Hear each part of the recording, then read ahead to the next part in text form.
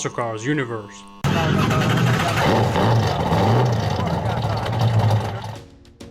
Welcome to my SEMA 2023 post-event debrief video here on Muscle Cars Universe. SEMA 2023 was a complete success, although I have to admit the attendance levels and the vehicle's caliber were a bit different when compared to the 2019 edition. And way too many lifted trucks this time. Generally speaking, the atmosphere was good but not ecstatic, as it's quite clear the automotive and aftermarket industry took a big blow in the past 3 years.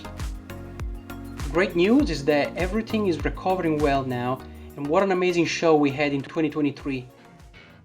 Here's the top 10 builds and vehicles I found at the show, not in particular order of importance, but rather what really caught my attention and made a serious impression in terms of concept, execution, engineering, and overall impact and presentation.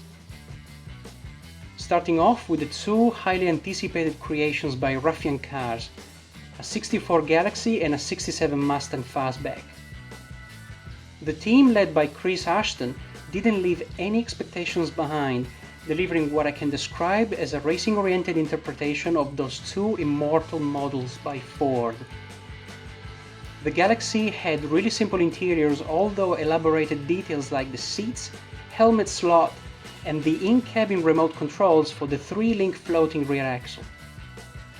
Not to mention the aggressive aero, the exhaust tips facing up, and the teardrop bonnet by Ford to conceal an FE 526 stroker motor. Then onto the Fastback with the staggered intake trumpets, amazing color scheme, pistol grip derived from a knife handle, and the most amazing detail of all, the floating headrests that can be disassembled to remove the spare wheel from inside the cabin. Genius. Incredible design ideas turned from concept into reality.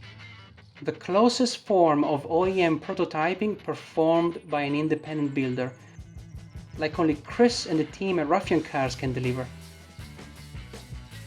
We then step into Mopar territory with the first of 4 groundbreaking vehicles, starting here with Roid Runner by Nostalgia Hot Rods. Dustin Hecker went all in by creating a sensational and functional show car that took thousands of man-hours and almost a decade to be completed. Here, enhanced at the 360 booth, you can all agree with me in saying that everything on this build is a marvelous alchemy of great craftsmanship, world-class execution, and fresh design features. All under one roof. A revolutionary proposition indeed, leaving no stone unturned. Second Mopar on the list is this Finale Speed full carbon Hellcat powered 6-speed manual Roadster Shop chassis 1970 Dodge Charger RT. Another greatly anticipated unveiling here at SEMA 2023 and a visual representation of all your automotive desires merged into one epic ride. Imagine a Charger that's 800 pounds lighter with twice the power from factory and the responsiveness of 4 independent suspensions. Now, that's a car and a half, isn't it? A modern miracle of lightweight ingenuity that meets sheer power and total control. I genuinely applaud Finale Speed for this ultimate version of an American muscle car icon. More Mopar galore here with this outrageous drag spec 70 Charger found at the Tremec booth. I wasn't able to source the actual build specifications of this car, but I can tell you that a Kinsler twin-stacked injection on a blown big block Ray Barton racing engine, backed by a 6-speed manual Tremec transmission and a drag spec rear-end assembly, can definitely turn any adult back into a kid in no time. Or at least as long as it takes to cover the quarter mile, which I'm sure it won't be much for a vehicle of this caliber. Not to mention the twin door slammer inspired roll cages for both driver and passenger. A real treat for the eyes, and as I'm sure, for the ears too. We continue with the last Mopar on the list, the highly acclaimed 1970 Cuda from Rides by Cam. The Queensland-based Australian workshop has yet come up with another masterpiece, doubling down on the success from its predecessor Havoc, the 1900 horsepower Challenger presented at SEMA 2019. This CUDA is powered by a NASCAR engine putting out almost 1000 horsepower, took over 5000 man-hours to build, and it's now in front of us, ready to be received by the world's press for the amazing success it represents. Rides by Cam is particularly known for the revolutionary approach to sheet metal fabrication of interiors and engine bay panels. Also very happy to see stuff coming out of Australia and New Zealand to show the world what we are capable of here down under. We now shift towards two fantastic Ford creations, beginning with Kingpin, a Cummins-powered Ford F600 truck built by Classic Car Studio Speed Shop. This is not your average resto mod, okay? We have a highly modified bodywork to accommodate the transition from single cab to crew cab on a suicide doors frame as well. That's fantastic, isn't it? And if that doesn't impress you, it sure will when inspecting the work firsthand. No seams, no welding spots whatsoever, pretty much a factory-looking flawless execution with the additional touch of airbags stands and shaved side exhaust tips. A real head-turner with enough presence, blending perfectly with posh interiors and a name to remember. What a winner! Next up on the Ford's list is the good guys acclaimed Rampant, a 68 Mustang fastback built by East Bay Muscle Cars. Nothing short of exceptional here again, with the level of fabrication that presents perfection and function while redefining the concept of automotive jewelry. This tremendously gorgeous resto mod was built and developed through extensive design time and use of carbon fiber, LEDs and 3D printing to give us a totally captivating vehicle that could be defined as how Ford modern muscle cars should look like. The use of a Roadster Shop chassis also guarantees extreme precision while driving, instilling trust and control regardless of your skills behind the wheel. Seriously impressive and captivating seen in person. We are verging towards the last three vehicles on this video, starting now with Illicit, a completely overhauled 69 Camaro born from the joint effort of Lopez Performance, Sean Smith Design and Gabe's Custom Interiors. Together, these three masters have managed to turn art into functional automotive material with extensive use of carbon fiber and a color scheme to die for. Absolutely stunned with the result and definitely one of the highlights of SEMA 2023 for me. Completely blown away by this car, guys, seriously. The public's reception was also incredibly positive and a true testament to what this collaboration led to. Lopez Performance debuted back in 2019 with Grim 7.0, and they have most definitely cut out their own niche by presenting yet another ultimate Camaro resto mod. Equipped with an LSX engine and a 2.9 Whipple supercharger, a T56 transmission, carbon fiber drive shaft, carbon bonnet, carbon rear spoiler, diffuser and so forth. A true embodiment of show-stopping excellence. Second to last, we find an off-roader finally, the super impressive punch-in-the-eye collaboration between Toyota USA and Complete Customs. I present to you this FJ Cruiser turned Bruiser. Yes, you heard it right. Who here didn't dream or still dreams of owning a wild 4x4 built with extreme usage in mind? This is literally every young boy's dream and a serious machine and force to be reckoned with. And by the way, that top hat air intake you see, it's not just for show. It feeds into a dry sump equipped NASCAR engine, putting out 750 horsepower and propelling this first-gen Land Cruiser to speeds and torque figures of what a dirt track race car would look like if merged with a tank. The result is somewhat godly, and the added recovery system under the body is a much-needed feature if you're considering to take this thing to the Grand Canyon or the Mojave rock trails. Last on the list, the most radical, racing-oriented and well-engineered vehicle of SEMA 2023. The wolf under sheep clothes, the 1973 Pontiac Firebird Indy car built by Horizon Motorsports. In my eyes, this is the queen of the show, the unsung moral winner of the Battle of the Builders. Plenty has been said and illustrated in my themed video of SEMA Day 4 I posted last week, but I'm gonna go through it all again for your viewing pleasure. This car was the result of a family joint effort, father and son united under the mutual intent of building what turned out to be an engineering marvel, the most technically spec'd vehicle at the show. It's time now to deconstruct the build with the help of Kavan. Let's go! We made an adapter for these brake scoops to go from the duct to a 3-inch NACA duct. So, yeah, that one there, yeah. So that's a 3D printed nylon piece that we glued into the carbon fiber brake duct. Yeah. But as a general walkthrough of the whole car, I guess we're starting at the very rear. But basically we have this massive wing. It's 84 inches wide. It's got a second element, full end gurney flaps, fully functional. And then we have a fuel system that was supplied to us completely by Radium. It's all built to handle 2,000 horsepower. There's an air compressor for pneumatic shift. Because, because we converted this sequential transmission to do. I was wondering what was that for. It's the lightest one. It's the only one you can really find for those. But basically, we have an SPA fire can. It's got a special new foam in it that not only protects your wire, it protects you from fire, but protects wiring as well. Oh, nice! And especially if you put a big investment in some race wiring, you don't want to burn that up, or destroy it. So it'll protect your wiring.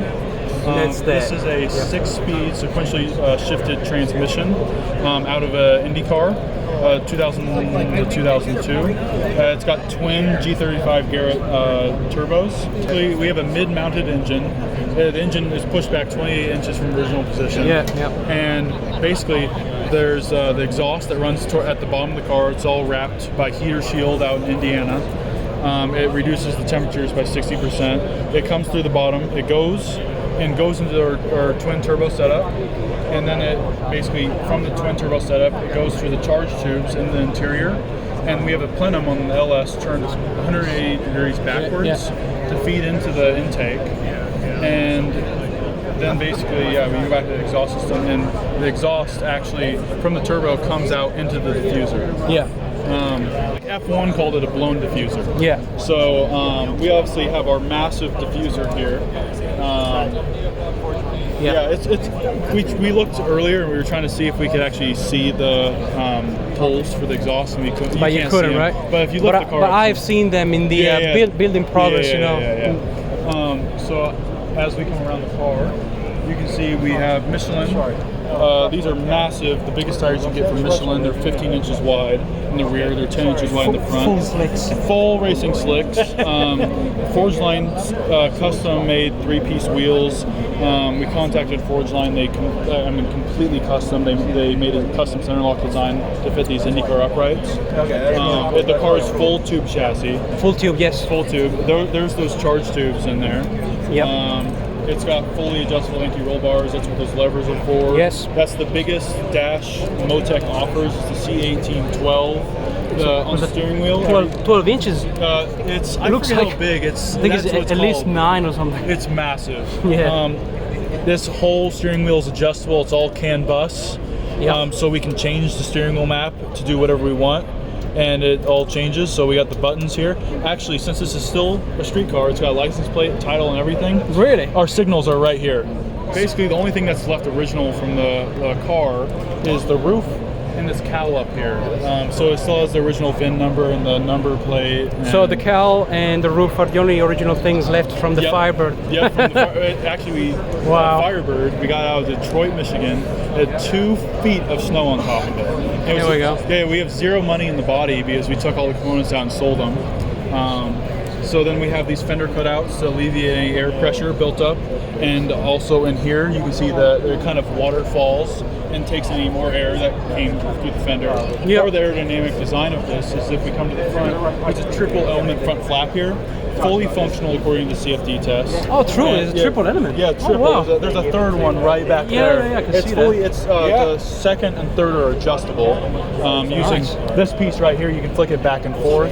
The key, nice. So basically, the air flows through here, flows through the fender, and then exits through the top, out of the wheel, and out the back. Yeah. You got anything for front brakes cooling or? Yes. Any ducts? On this side you can see them. They're called baseball glove. Oh, yeah. Can walk. Oh God, massive That would be amazing. brake cooling ducts, basically. That looks like an Meant F1 for- element. Yeah, it's meant for an open wheel car. Since we have air flowing through here, that's what we're using. Yeah. So it's going to capture any of the air. And I mean, they're meant for road course racing. So again, tell us more about the central additional damper that you have there. What's that about? Yeah. So basically, this is a suspension setup off of a '98 Reynard Indy car. Yeah. That third damper, most people think it's an anti-roll bar, but our anti-roll bar is actually this T-bar and the blade. So it is. you can put different T-bars in of different thicknesses, and that's one of the things that will control the anti-roll bar. But one of the main things is that blade down there. It's in full soft right now. If you flip it completely the other way so it's flat, that's full stiff, and then all the bending takes place in that T-bar. But basically, that third element, or heat spring, is meant to control aero loads or ride heights. So it allows you to basically spring the car and the shocks lower, so then you can have more mechanical grip in the low speed corners, and then you can go, control very high downforce situations. So Fair that enough. when those two shocks start to compress due to the weight, that third spring will start to act. It'll start to act. So usually on a front straight is when that will happen. When it really gets into gets to be used. Yeah. Yeah. The whole car is also a flat bottom, and this front diffuser, if you stand way back, I'll show you that it's fully functional. Oh wow.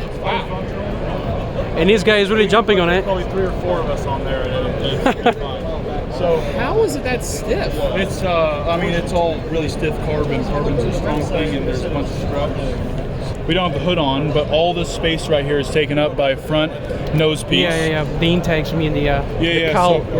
So now we can exit because cooling is a big deal on this. So we have 2 radiators, also to get clearance for the suspension, and basically we have air that can flow through there and exit, and it doesn't go actually into the intake. It actually rolls around to the side of the car. Oh, on the side. Yeah. We, according to the CFD test, so we were going to work with Varus on maybe directing some fins so it'll throw off to the side, but it already does it.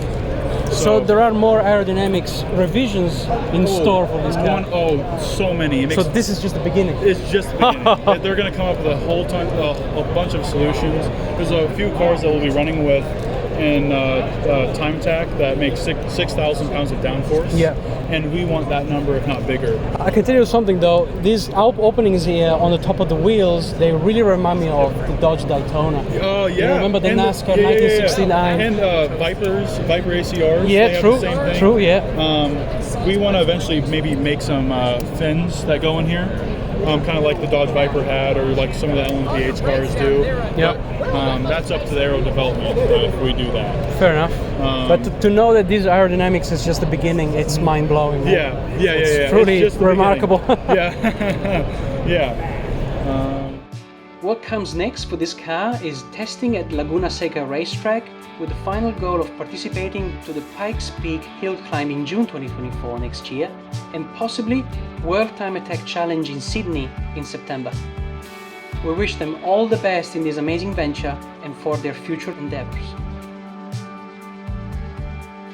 Now, there were plenty more cars at SEMA 23 that I did not include in this top 10 video. Those were either too extreme or incomplete, or I just simply didn't have enough time to deconstruct the build myself. For the full coverage of the show and over 3 hours of walkthrough and commentary, click on the playlist right here. If you enjoyed this video, hit the like button and consider subscribing if you haven't already. This is Andy from Muscle Cars Universe. I'll see you guys in the next videos. Bye bye.